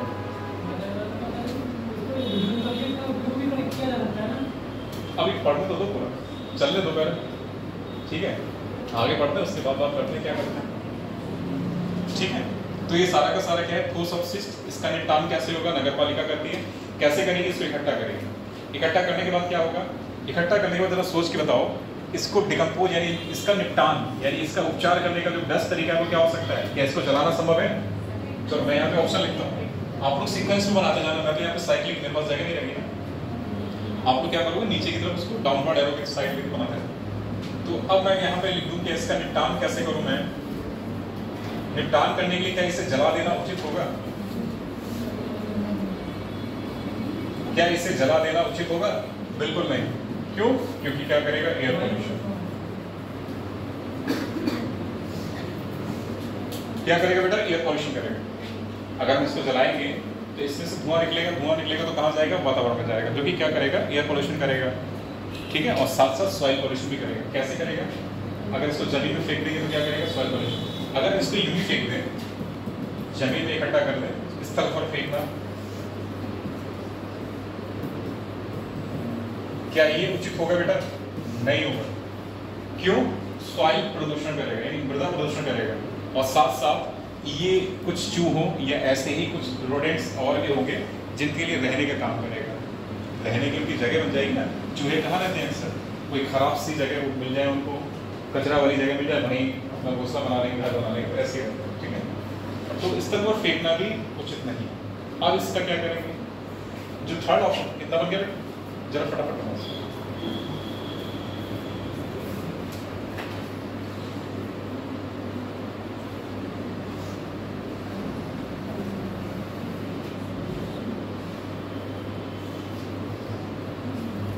मैं इस साइड से इसको इरेज कर रहा हूँ। ठीक है, यहाँ से इरेज कर रहा हूँ। देखो तीसरा तरीका क्या होगा जो कि सुझाया गया? तीसरा है, तीसरा तरीका है लैंडफिल, सैनिटरी लैंडफिल। ठीक है, तो अगला तरीका क्या है? Sanitary landfill. सैनिटरी लैंडफिल्स, हाँ ये उचित तरीका है। ये क्या है? उचित तरीका है। तो इसको अपनाया, जो कि कैसा तरीका है? उचित तरीका, लेकिन कुछ हद तक उचित है, पूरी तरीके से उचित नहीं है, कुछ हद तक। ठीक है, फाइनल सॉल्यूशन हमें अभी भी नहीं मिल रहा है। इस कचरे का करना क्या है, इसका फाइनल सॉल्यूशन हमें यहाँ पे भी नहीं मिला, लेकिन हाँ कुछ हद तक क्या है? उचित है। इसमें होता क्या है, जो हमारा सॉलिड वेस्ट मिल रहा है, यानी ठोस सबसिस्टम मिल रहा है, हमारा सॉलिड वेस्ट मिला हमें यहाँ पे, जो भी इसको क्या करेंगे बेटा? कॉम्पैक्ट करेंगे, संघनित करेंगे, कॉम्पैक्ट। ठीक है, ठोस कर देंगे इसको बना के, मतलब कॉम्पैक्ट करेंगे, प्रेशर डाल के इसको क्या कर देंगे? कॉम्पैक्ट कर देंगे। इसको क्या करेंगे? कॉम्पैक्ट कर देंगे। कॉम्पैक्ट करने के बाद क्या करेंगे? इसको जरा देखो, जमीन में गड्ढा करके इसको दबा देंगे। कॉम्पैक्ट करा, कॉम्पैक्ट करने के बाद क्या करा? जमीन में गड्ढा करा,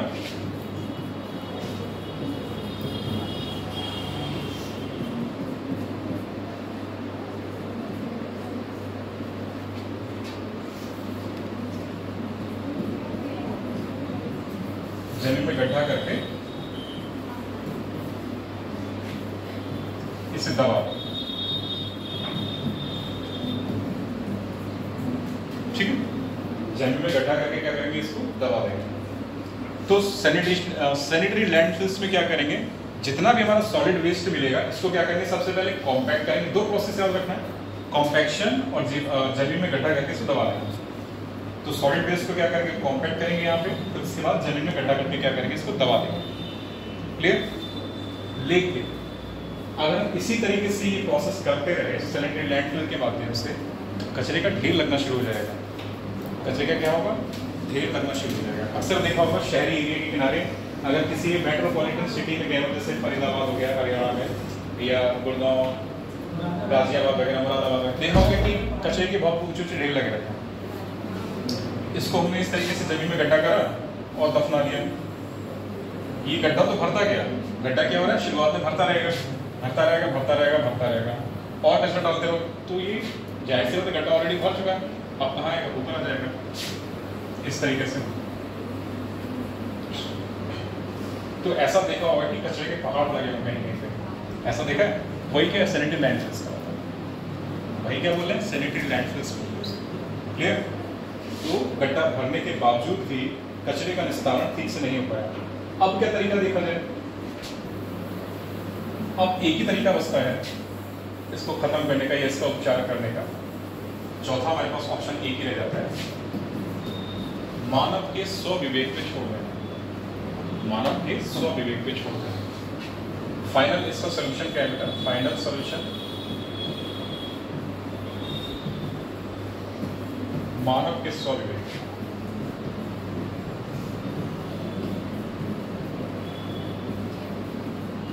स्व विवेक मतलब सहनशीलता, उसकी स्व विवेक को छोड़ देना।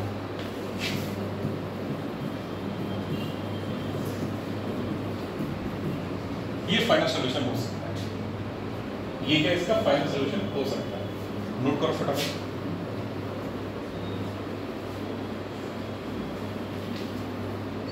अच्छा, इसमें क्या हो सकता है? जैसे स्व विवेक पे छोड़ दिया, और इसका कुछ तरीका होगा ना क्या करना इसमें, ये भी जानो। स्व विवेक पे छोड़ना, सपोज हम मार्केट गए, हम थैला नहीं ले गए। पहले क्या हुआ? हम थैला नहीं ले गए, तो हमने सब्जी खरीदी। फॉर एग्जाम्पल सब्जी लेने के लिए हमने उससे क्या मांगा? पॉली बैग मांगा। तो पॉली बैग लेके चले गए, मीन्स प्लास्टिक लेके चले गए।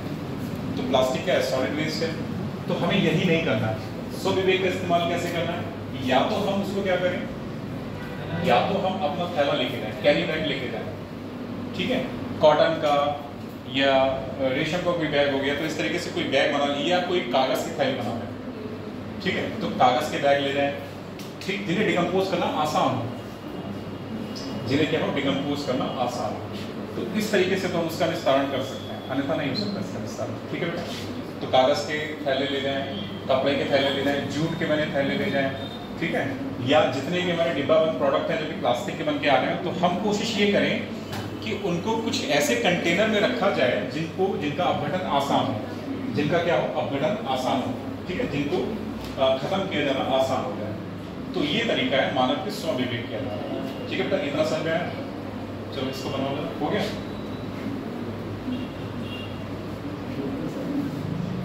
इसमें अगला हमारा जो टॉपिक है वो देखो जरा क्या है।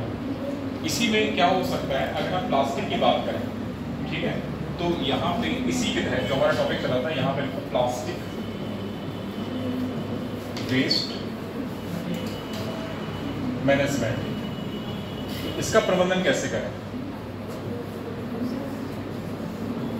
प्लास्टिक वेस्ट मैनेजमेंट कैसे करें, मतलब जो प्लास्टिक का जो कचरा आ रहा है इसको कैसे निपटान करें इसका, ठीक है बेटा। तो यहाँ ध्यान रखना, इसको सीधे सीधे बनाते चलना, जैसे लिखा उसी तरीके से पेश करना। एक शख्स का नाम है जो कि बेंगलोर के रहने वाला है, उनका नाम है अहमद खान। क्या नाम है? एक निवासी है बेंगलोर यानी कर्नाटक, ठीक है, कर्नाटक की जगह है, बेंगलोर शहर है। तो वहाँ के निवासी कौन है? अहमद खान। तो बेंगलोर के निवासी कौन है? बेंगलोर के निवासी हैं अहमद खान, ठीक है। ये क्या कर रहे हैं? इनका व्यवसाय क्या है? ये प्लास्टिक की बोरियां बनाते हैं। क्या व्यवसाय है इनका? इनका व्यवसाय क्या है? ये क्या कर रहे हैं? प्लास्टिक की बोरियां बनाते हैं।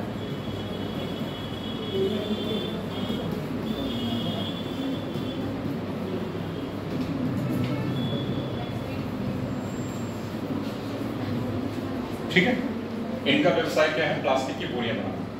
लेकिन अब चूंकि ये थोड़ा पर्यावरण के प्रति क्या हो गए? संवेदन हुए। मतलब इनको ये लगा कि अगर हम इसी तरह से प्लास्टिक का उत्पादन करते रहेंगे तो क्या होगा? ये नुकसानदायक होगा, ठीक है। अगर प्लास्टिक इसी तरह से इस्तेमाल करते रहेंगे तो क्या होगा? नुकसानदायक होगा। तो इन्होंने क्या करा, जो भी प्लास्टिक मिल रही थी इनको, चाहे वो प्लास्टिक की थैलियों से मिले, चाहे प्लास्टिक की बोरियों से मिले, या चाहे जो कचरा उठाने वाले हैं उनसे मिले, मतलब किसी भी प्रकार से इनको प्लास्टिक मिले तो उसको क्या करते हैं? ये प्लास्टिक का पाउडर बना लेते हैं। क्या करेंगे ये? तो इन्होंने क्या करा, इन्होंने ही अहमद खान ने क्या करा? प्लास्टिक का पाउडर बना लिया।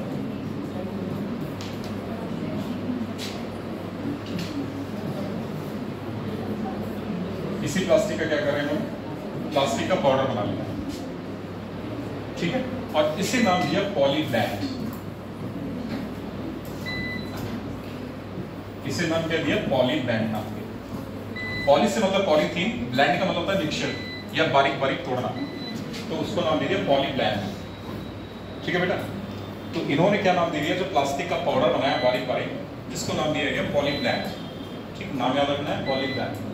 अच्छा, एक यहाँ पे एक तत्व और है विटामिन, ठीक है, जरा हम क्या देखते हैं, इस पॉलीप्लैंथ में इन्होंने क्या करा, विटामिन को ऐड करा, ठीक है, पॉलीप्लैंथ बना, तो पॉलीप्लैंथ में किसे मिलाया, विटामिन को मिला, विटामिन को पॉलीप्लैंथ में मिलाया,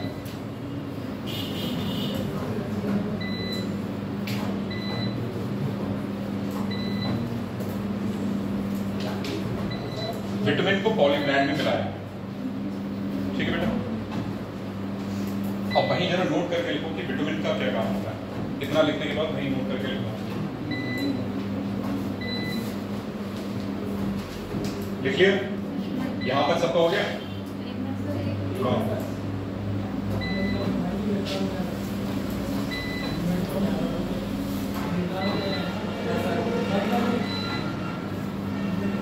मुझे खत्म करना है और टॉपिक जल्दी लिखो। विटामिन को क्या करा, पॉलीप्लैंथ में लाया, नोट करके लिखो विटामिन का इस्तेमाल कहाँ होता है, तो नोट करके विटामिन का इस्तेमाल, विटामिन का इस्तेमाल इसकी जल विकर्षक, विटामिन का इस्तेमाल इसकी जल विकर्षक, जल विकर्षक क्या होता है जरा सुनो, जल विकर्षक मतलब जल को दूर भगाना, वाटर रिपेलेंट, ठीक है, जल विकर्षक मतलब जल को दूर भगाने वाला, हाँ, जल विकर्षक क्षमता के कारण विटामिन का इस्तेमाल इसकी जल विकर्षक क्षमता के कारण सड़क बनाने में होता है, इसकी जल विकर्षक क्षमता के कारण सड़क बनाने में होता है, सड़क रोड बनाने में,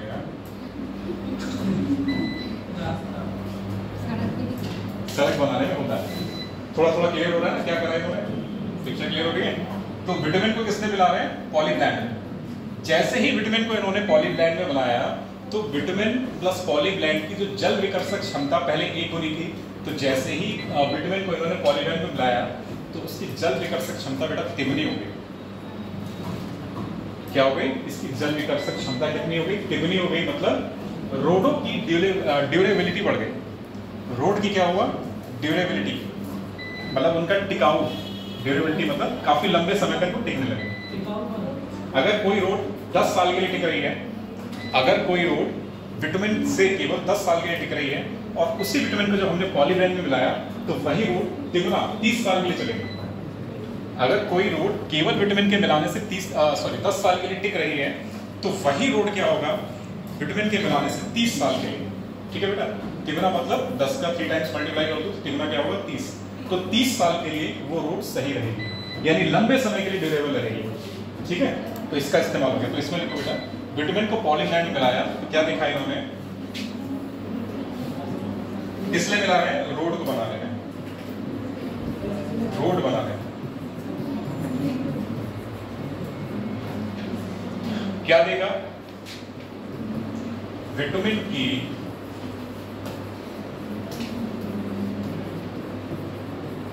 जल विकर्षक क्षमता 3 गुना बढ़ गई।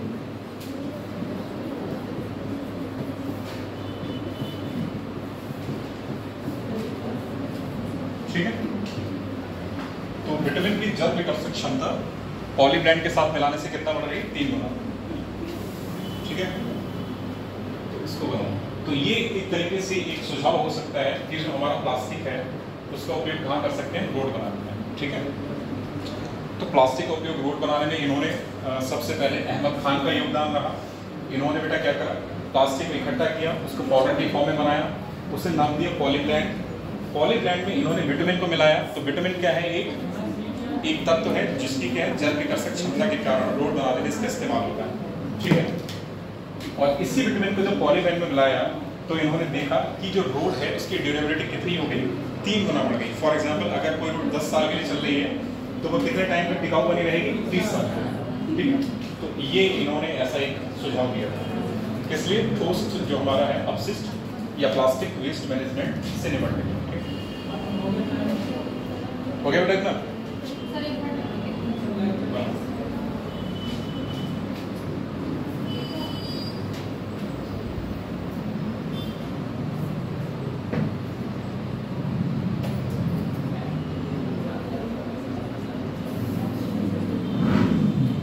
करके एक पॉइंट और लिख लूंगा, नोट करके एक पॉइंट लिख लूंगा।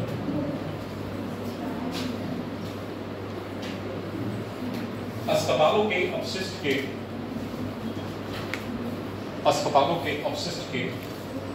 निस्तारण के लिए इंसिनरेटर्स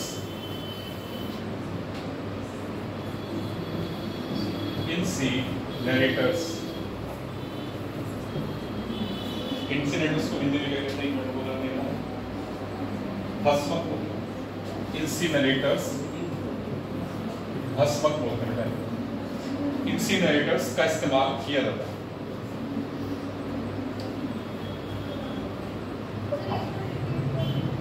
अस्पतालों के अपशिष्ट का निपटान करने के लिए इंसिनरेटर्स ब्रैकेट में भस्मक का इस्तेमाल किया जाता है। भस्मक का इस्तेमाल किया जाता है। पैराग्राफ ऐसे कंप्यूटर और इलेक्ट्रॉनिक सामान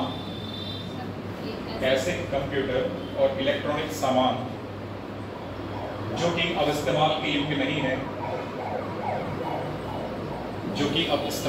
नहीं है, उन्हें ई वेस्ट, इलेक्ट्रॉनिक वेस्ट,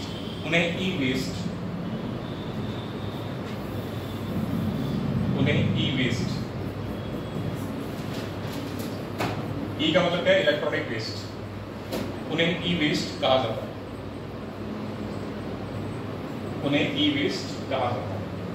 और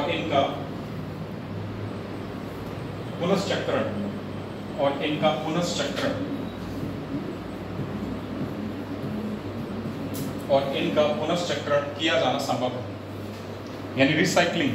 पुनश्चक्रण का मतलब है रिसाइकलिंग। इनका पुनश्चक्रण किया जाना संभव होता है। ठीक है,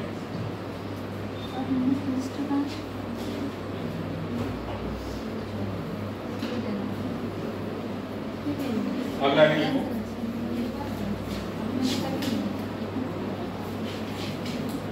कृषि रसायन और उनके प्रभाव।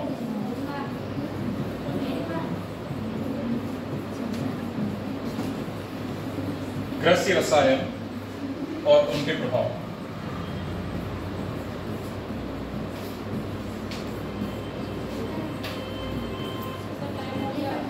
अरे लिखो, कृषि रसायन और उनके प्रभाव means agrochemicals and there effects.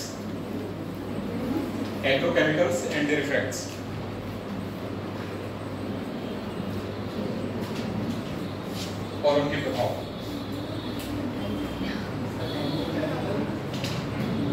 क्या? Agrochemical and there effects. देखो हुआ क्या, 1960 के दशक के दौरान एक क्रांति आई जिसे नाम दिया गया हरित क्रांति। ठीक है, क्या नाम दिया गया? हरित क्रांति, यानी कि ग्रीन रेवोल्यूशन।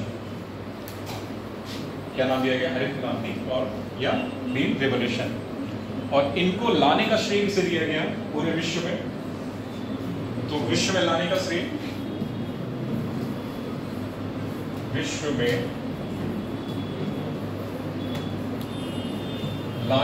किसे दिया गया बेटा? Norman E Borlaug. तो नॉर्मन बोरलॉग सीधे लिखिए, नॉर्मन बोरलॉग।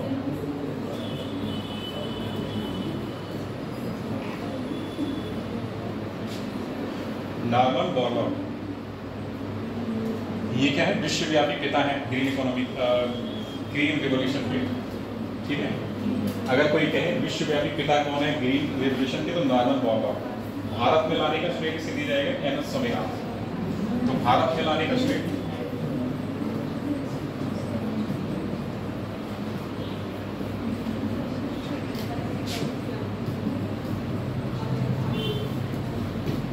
ये एन.एस. स्वामीनाथन को दिया जाता है।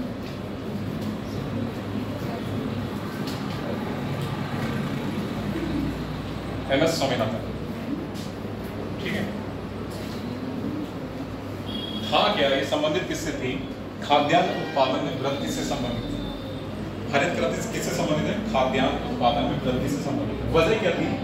जिस दर से जनसंख्या में वृद्धि हो रही थी उस अनुपात से खाद्यान्न हमारे पास उपलब्ध नहीं था। ठीक है, जिस दर से जनसंख्या में क्या हो रहा है? वृद्धि हो रही है, उस दर से खाद्यान्न हमारे पास क्या है? उपलब्ध नहीं है। तो ये नॉर्मन बोरलॉग है, इन्होंने क्या सुझाव दिया? हरित क्रांति का। इसके माध्यम से क्या किया गया कि हमारे खाद्यान्न उत्पादन में वृद्धि हो सके। ठीक है, और उसका किसका इस्तेमाल करते हुए?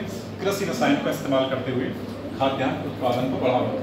तो क्या है यहाँ पे हरित क्रांति का? यहाँ पे मतलब क्या हो जाएगा? कृषि रसायनों का इस्तेमाल करते हुए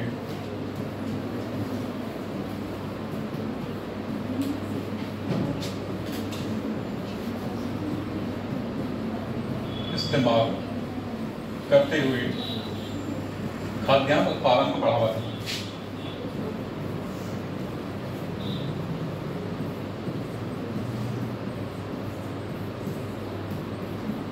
खाद्यान्न उत्पादन को बढ़ावा दें। ठीक है बेटा, कृषि रसायन समझ में आ रहा है ना? एग्रोकेमिकल्स, और एग्रोकेमिकल्स मतलब क्या होंगे? ऑर्गेनिक होंगे, इनऑर्गेनिक। इनऑर्गेनिक मतलब क्या होंगे? अकार्बनिक। अकार्बनिक होंगे तो मतलब क्या होगा? पेस्टिसाइड होंगे, इंसेक्टिसाइड होंगे, वीडिसाइड होंगे, फंगिसाइड होंगे। ठीक है, तो सारे के सारे क्या हैं? ये इनऑर्गेनिक केमिकल्स। ठीक है, तो क्या करा इन्होंने? कृषि रसायनों का इस्तेमाल करते हुए खाद्यान्न उत्पादन को बढ़ावा दिया। खाद्यान्न उत्पादन कितना गुना बढ़ा था ये भी इंपॉर्टेंट है। तो हरित क्रांति के माध्यम से खाद्यान्न उत्पादन में कितनी वृद्धि हुई थी? तो तिगुनी वृद्धि। वहां पे लिख लो, हरित क्रांति के माध्यम से खाद्यान्न उत्पादन में तिगुनी वृद्धि दर्ज की गई। हरित क्रांति के माध्यम से खाद्यान्न उत्पादन में तिगुनी वृद्धि दर्ज की गई। हरित क्रांति के माध्यम से खाद्यान्न उत्पादन में तिगुनी वृद्धि दर्ज की गई। ठीक है बेटा,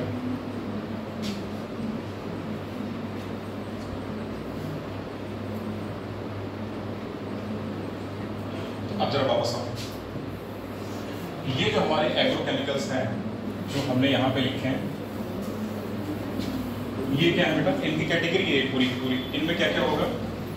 इंसेक्टिसाइड होंगे, इंसेक्टिसाइड्स होंगे, ठीक है, पेस्टिसाइड्स होंगे,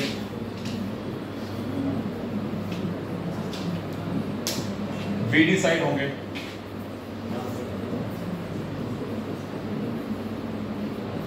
फंगिसाइड होंगे,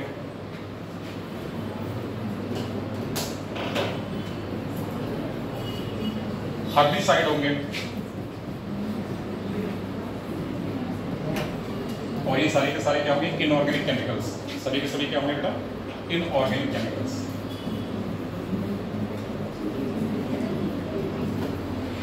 इनऑर्गेनिक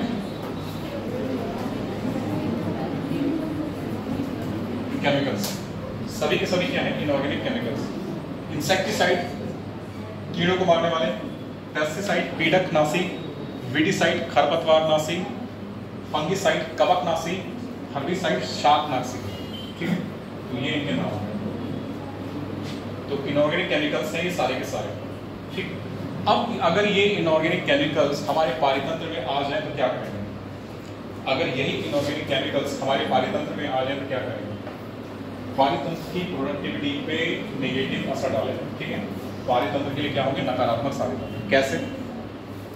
कोई साग अगर हम खा रहे हैं, मतलब साग ले आए कोई भी खेत से या बाजार से, और उसमें किसका छिड़काव है? पेस्टिसाइड, ठीक है, या वीडिसाइड का, तो वो क्या होगा? जैसे हम उसको खाएंगे तो वो हमारे शरीर में आएगा।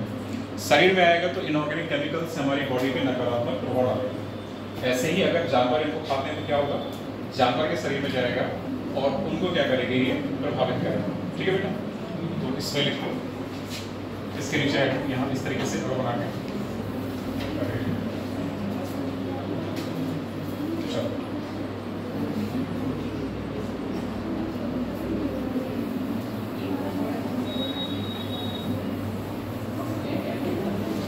ये वाला यहाँ पे लिखा है, इसमें यहाँ पे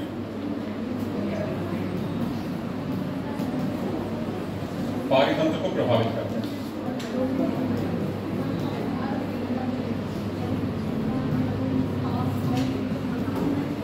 ठीक है बेटा, कार्यतंत्र को प्रभावित करेगा।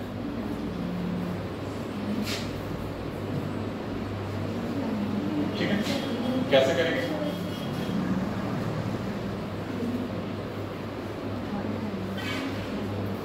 उत्पादकता को प्रभावित करेंगे।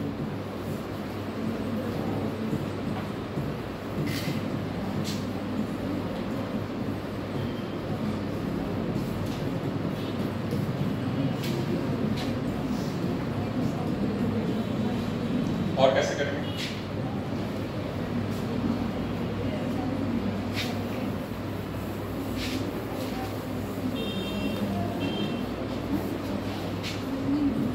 जीव जंतुओं को प्रभावित करें।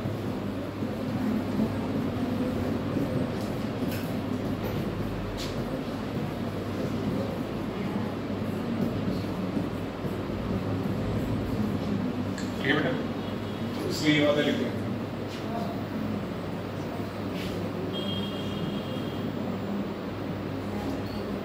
अच्छा, एक चीज और है यहाँ पे। हाँ,